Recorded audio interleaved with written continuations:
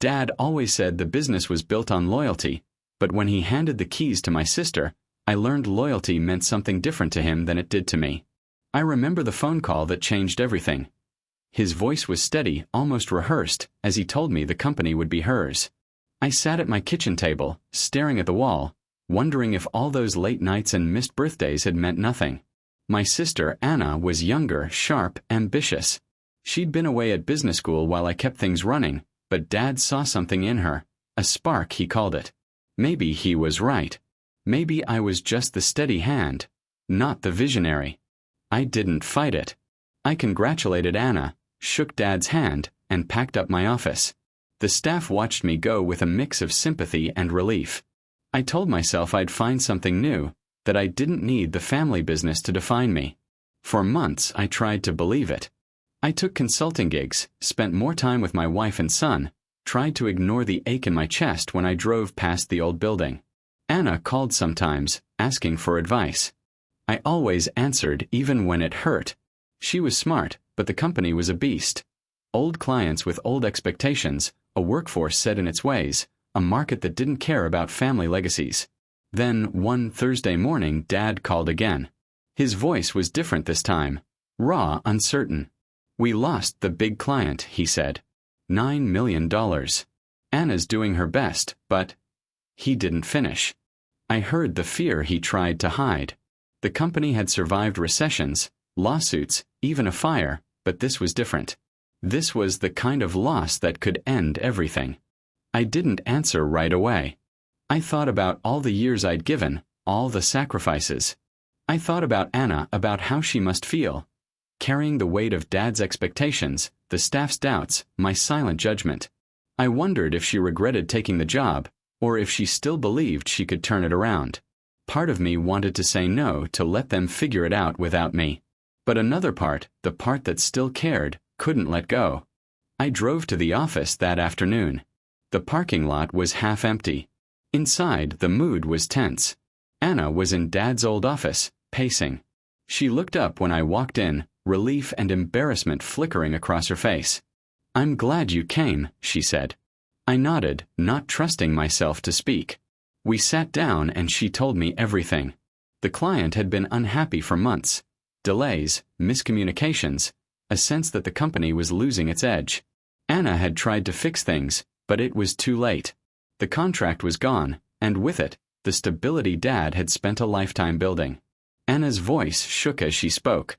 She was angry, at herself, at the client, maybe at Dad for putting her in charge. I listened, trying not to judge. I remembered my own mistakes, the times I'd nearly lost clients, the nights I'd lain awake worrying about payroll. Dad joined us, looking older than I remembered. He didn't blame Anna, at least not out loud. He just wanted to know if there was a way out. I asked for the numbers, the details. Anna handed me the files, her hands trembling. I saw the gaps, the missed opportunities, the places where experience might have made a difference.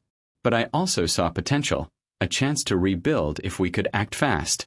That night, I went home and told my wife everything. She listened, then asked the question I'd been avoiding.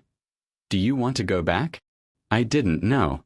Part of me wanted to prove I could save the company, to show Dad he'd made a mistake. But another part was tired. Tired of fighting for approval, tired of being defined by someone else's dream. I lay awake, staring at the ceiling, replaying the day's conversations. I thought about Anna, about Dad, about the people whose jobs depended on what happened next.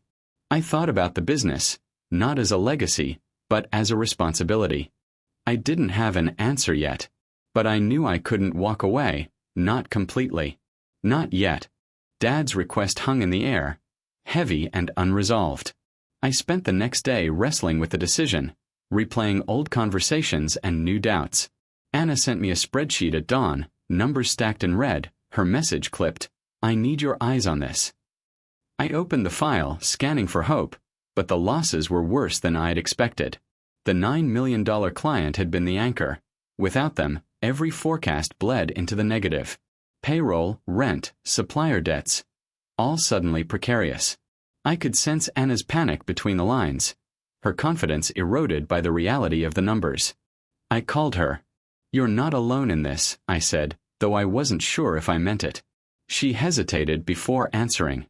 "I know I made mistakes. They trusted you. Maybe they never trusted me." Her voice was flat, brittle. I didn't argue.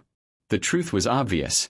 I'd been the steady presence for years, and now my absence was a void she couldn't fill. But I also knew the business couldn't survive if we kept circling blame. We met in the boardroom that afternoon. Anna had the financials spread out, Dad silent in the corner. I asked questions. Direct, unfiltered. Where did the client relationship break down? Why weren't issues escalated sooner? Anna answered, sometimes defensive, sometimes honest. She admitted she'd tried to modernize too quickly, changing processes without considering the staff's resistance. The client, an old friend of Dad's, had felt sidelined. Promises were made, then missed. "I thought I could prove myself by doing things differently," she said, eyes down. "But I didn't listen." Dad cleared his throat. "This isn't about blame. It's about survival." For a moment I saw the strain in his posture, the weight of legacy, the fear of failure. I realized he wasn't just asking me to save the business. He was asking me to hold the family together. I laid out a plan: immediate cost cuts, renegotiating supplier terms, reaching out to the lost client for a final conversation. Anna bristled at first, but then nodded. "I'll call them," she said. "But I don't think they'll listen to me." I offered to join the call. She hesitated, pride and relief warring on her face. "Okay. But let me speak first." We called the client together. Anna apologized directly, owning her mistakes. I listened, resisting the urge to take over. The client was polite, but firm. The trust was broken. Still, he agreed to reconsider if we could present a concrete turnaround plan within a week. It wasn't a yes, but it wasn't a no. That night, Anna and I worked late, rebuilding the proposal. She asked for my opinion, sometimes pushing back, sometimes accepting my suggestions. The old dynamic resurfaced. Me as the fixer, her as the risk-taker. But this time she listened more, and I tried to let her lead. We argued, but it was productive. We both wanted the same thing, not just to save the company, but to prove we could work together.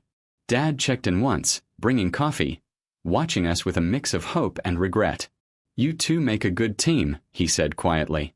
Anna smiled, tired but genuine. I realized I'd missed this, working side by side, solving problems that mattered. By midnight we had a plan. It wasn't perfect, but it was honest. Realistic projections, clear steps, accountability for every action. Anna insisted on presenting it herself. "I need to show them I can do this," she said. I agreed, knowing she was right. Driving home, I thought about the years I'd spent waiting for Dad's approval, the resentment I'd carried when Anna was chosen. Now, faced with real crisis, those old wounds felt smaller. The business was at risk, but so was our family's trust in each other. I realized saving one might mean saving the other. I didn't sleep much. My mind kept turning over the details, the risks, the fragile hope we'd built in a single night. For the first time in months, I felt something shift. Not just in the business, but in myself. I was needed, but not as a replacement. I was needed as a partner, a brother, someone who could help without taking over. The next morning, Anna sent me a message. "Thank you for not giving up on me." I stared at the screen, feeling the weight of everything we stood to lose, and maybe everything we could still save. When the client finally agreed to a meeting, Anna insisted on leading the presentation. The boardroom felt like a pressure cooker, every seat filled with people whose livelihoods depended on what happened next. Anna stood at the head of the table, her voice steady but her hands gripping the notes so tightly the pages bent. I watched from the side, ready to step in if she faltered, but determined to let her own voice carry the moment. She began with an apology, not just for the mistakes but for failing to listen. She laid out our plan, point by point. Cost reductions, new accountability measures, a commitment to transparency. The client's team listened, arms crossed, faces unreadable. When Anna finished, silence filled the room. I could see the doubt in their eyes. They'd heard promises before. I stepped in, not to overshadow, but to reinforce. I spoke directly, acknowledging the company's history and the trust that had been lost. We don't expect forgiveness overnight, I said. But we're not asking for a favor. We're offering a partnership, built on honesty and results. The client's lead negotiator, a man I'd known for years, finally leaned forward. Why should we believe this time will be different? Anna answered before I could. Because I've failed once, and I won't make the same mistake again. I'm not asking you to trust me now. I'm asking for a chance to earn it back. Her voice didn't waver. The room stayed silent for a moment longer. Then the client nodded. You have 1 month. Prove it. The meeting ended with no handshakes. Just a thin thread of hope. Back in Dad's office, Anna slumped into a chair, exhausted. I thought I was going to choke, she admitted. I shook my head. You did what you had to. That's what matters. Dad looked at us, pride and worry etched deep in his face. You two together. Maybe that's what the company needed all along. The next weeks blurred into a routine of crisis management. Anna and I divided the tasks. She took charge of operations, I handled client outreach and finances. We met every morning, sometimes arguing, sometimes agreeing, always pushing each other to do better. The staff, wary at first, began to rally. Old habits died hard, but Anna's willingness to admit mistakes made people listen. She called meetings, asked for feedback, made changes based on what she heard. I saw her grow, less defensive, more decisive. Still, the pressure mounted. Every day brought new setbacks. A supplier threatened to walk, a key employee resigned, cash flow tightened. Anna lost sleep, her confidence brittle. I caught her one night in the break room, staring at a spreadsheet, her eyes red. What if we can't do it? She whispered. I sat beside her. Then we fail trying. But we don't quit on each other. Dad tried to help, but his old ways clashed with the urgency of the moment. He wanted to call in favors, lean on past relationships, but the world had changed. Anna pushed back, insisting on transparency. It caused friction, but also forced Dad to see the business through new eyes. He stopped giving orders and started listening. As the month drew to a close, the team was exhausted but united. Anna prepared the final report for the client, every number double-checked, every promise backed by real action. The night before the deadline, we sat together in the empty office. Anna looked at me, fear and hope mingling in her expression. I couldn't have done this without you, she said. I shook my head. You could. But you didn't have to. The next morning, we presented the results. The client's team reviewed every detail, asking hard questions. Anna answered each one, her voice clear. When they finally agreed to renew the contract, on probation, with strict conditions, the relief was overwhelming. Anna closed her eyes, letting out a breath she'd held for weeks. Back at the office, the staff erupted in cautious celebration. Anna thanked everyone, her words simple but heartfelt. Dad hugged us both, tears in his eyes. For the first time, I felt the old resentment fade, replaced by something new. A sense of belonging, not because of a title, but because we'd faced the storm together. That night, Anna and I walked out of the building side by side. The future was uncertain, but we'd earned a second chance. And for the first time, it felt like it belonged to both of us. The contract renewal brought a fragile sense of relief, but it was clear to everyone that the real test had only just begun. The client's conditions were strict. Monthly performance reviews, transparent reporting, and a requirement to deliver above expectations on every project. Anna felt the pressure acutely, her every decision now scrutinized not just by the client, but by the staff who had witnessed the company's near collapse. I could see the toll it was taking on her. She moved with a new urgency, her phone never out of reach, her mind always racing through the next set of problems. I tried to shoulder as much as I could, but Anna refused to step back. She was determined to prove herself, not just to Dad or the client, but to everyone who doubted her. The first review came quickly. The client's team arrived unannounced, combing through records, interviewing employees, checking every promise against reality. Anna faced them head-on, answering questions with a calm she didn't always feel.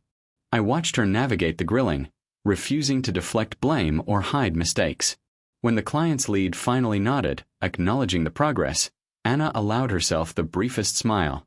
But as soon as they left, she was back at her desk, pushing for more improvements, refusing to let up. Tensions simmered beneath the surface. The staff, exhausted from months of uncertainty, began to show cracks. Small mistakes multiplied, tempers flared, and rumors spread that the company was still on the brink. Anna called a meeting, standing in front of the team with no notes, no slides, just honesty. She admitted the challenges, outlined the plan, and asked for patience. "We're not out of danger," she said, "but we're moving forward together. I need you with me." The room was silent, but I saw heads nodding. It wasn't a rallying cry, but it was real. Dad struggled with his new role on the sidelines. He wandered the halls, offering advice that sometimes clashed with Anna's approach. One afternoon, I found them arguing in the conference room. Dad wanted to revert to old ways, to call in favors and cut corners. Anna stood her ground. "That's not how we're going to survive," she said, her voice firm. "If we go back, we lose everything we've worked for." Dad looked at me, searching for support. I sided with Anna. "We have to do this her way," I said. He left, shoulders slumped, and I saw how hard it was for him to let go. The next crisis hit when a second major client threatened to leave, citing delays and confusion in their orders. Anna was furious. At herself, at the team, at the relentless pace that left no room for error. She called me into her office, her composure cracking. "I don't know if I can keep this up," she admitted. I listened, knowing there was nothing to say that would make it easier. "You don't have to do it alone," I told her. "We're in this together." She nodded, wiping her eyes, and together we worked late into the night, calling the client, fixing the mistakes, promising better. The following week, Anna made a difficult decision. She let go of 2 managers who had resisted every change, their negativity infecting the team. It was a painful move. Both had been with the company for years, but Anna knew it was necessary. The effect was immediate.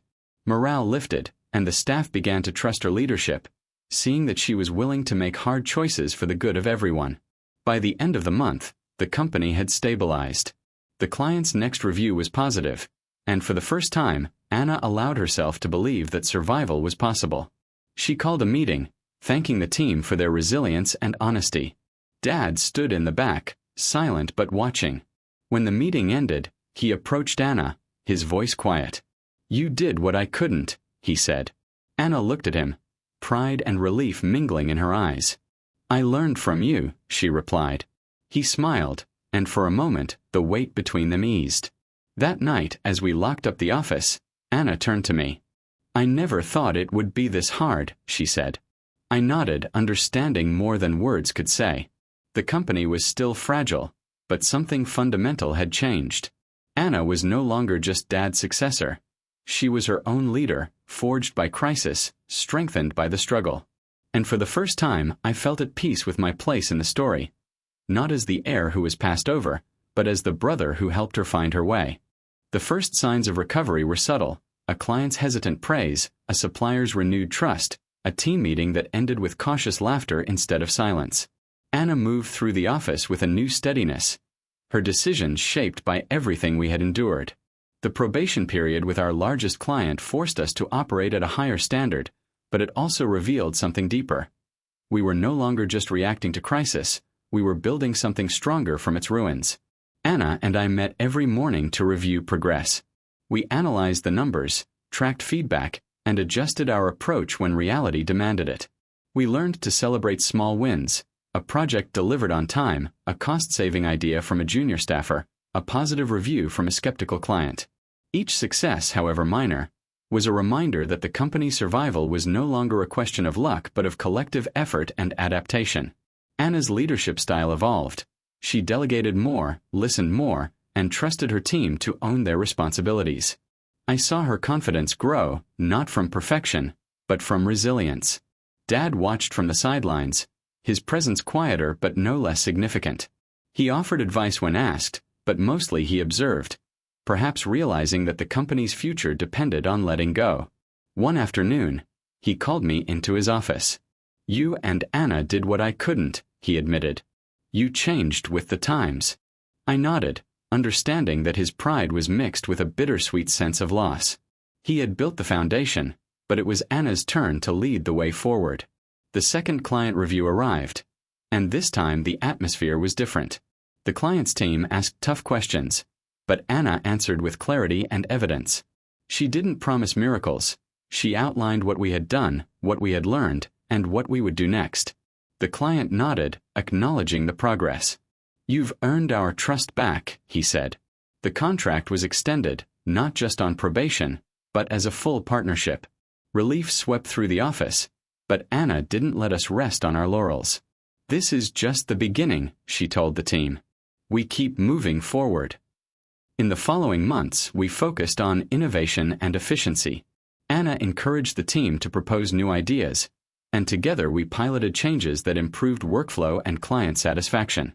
We invested in technology, streamlined communication, and redefined roles to match people's strengths. The company, once paralyzed by fear, began to find its rhythm again. Staff who had once doubted Anna now sought her guidance, and the culture shifted from blame to collaboration. Our family, too, found a new equilibrium. Dad accepted his role as advisor, Anna emerged as a respected leader, and I embraced my place as a partner rather than a rival. The old wounds didn't disappear, but they no longer defined our interactions. We learned to talk openly about mistakes and expectations, to apologize when necessary, and to support each other without conditions. The greatest change, however, was in Anna. She no longer measured herself against Dad's legacy or my experience.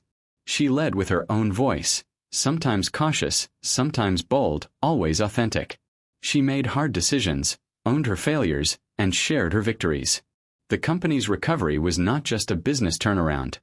It was a personal transformation for all of us. Looking back, I understood that crisis had forced us to confront truths we might have otherwise ignored. We had to let go of old patterns, face uncomfortable realities, and trust each other in ways we never had before. The business survived because we adapted, but we grew because we chose to face the storm together. Anna's journey was not about replacing Dad or outshining me. It was about becoming the leader the company needed, shaped by adversity and strengthened by resilience. As the year drew to a close, Anna called the team together. She spoke simply, thanking everyone for their commitment and courage. "We're not the same company we were a year ago," she said.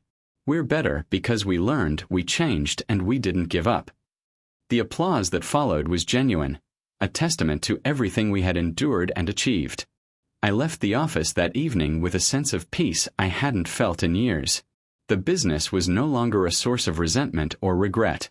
It was a place of possibility, rebuilt on trust, honesty, and the hard-won knowledge that survival is just the beginning.